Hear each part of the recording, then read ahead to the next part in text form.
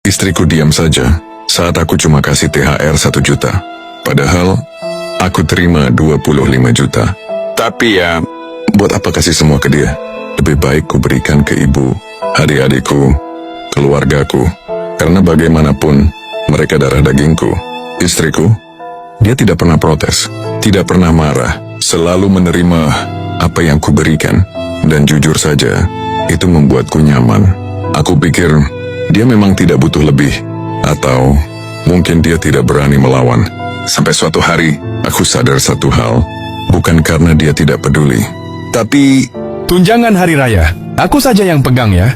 Kalimat itu sudah 11 kali aku dengar selama 11 tahun pernikahan kami.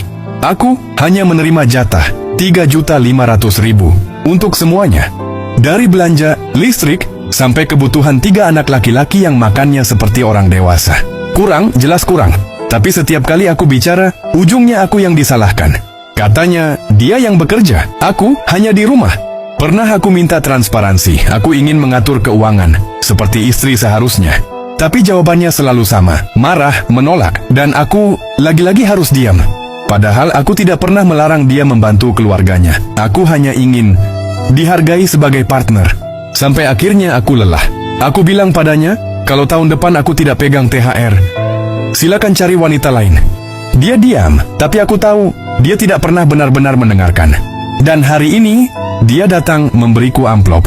Ini THR 1 juta. Cukup ya buat kue lebaran. Sisanya, aku mau bagi ke keluarga dulu. 1 juta. Untuk kami, untuk rumah ini, untuk anak-anaknya. Di saat yang sama, aku sebenarnya ingin mengatakan sesuatu. Bahwa aku lulus tes PNS, bahwa aku akhirnya punya penghasilan sendiri, bahwa aku juga bisa berdiri tanpa dia. Tapi, semua itu langsung hilang. Hancur, begitu saja. Aku hanya diam menatapnya. Dan untuk pertama kalinya, aku sadar satu hal. Ini bukan tentang uang, ini tentang harga diri. Tentang dihargai, atau tidak. 11 tahun aku bertahan, memaafkan, bahkan saat aku tahu dia pernah berselingkuh. Aku pikir, aku masih bisa memperbaiki semuanya. Tapi hari ini, aku mengerti. Bukan aku yang kurang sabar. Aku hanya terlalu lama bertahan di tempat yang salah. Besok, aku tidak akan hanya lewat di depan pengadilan agama. Kali ini, aku akan masuk dan memastikan hidupku benar-benar dimulai tanpa dia. Untuk mengetahui bab selanjutnya, jangan lupa baca kelanjutan ceritanya di aplikasi KBM yang berjudul THR 1 dan THR 2 bersama penulis Emerald Tahir.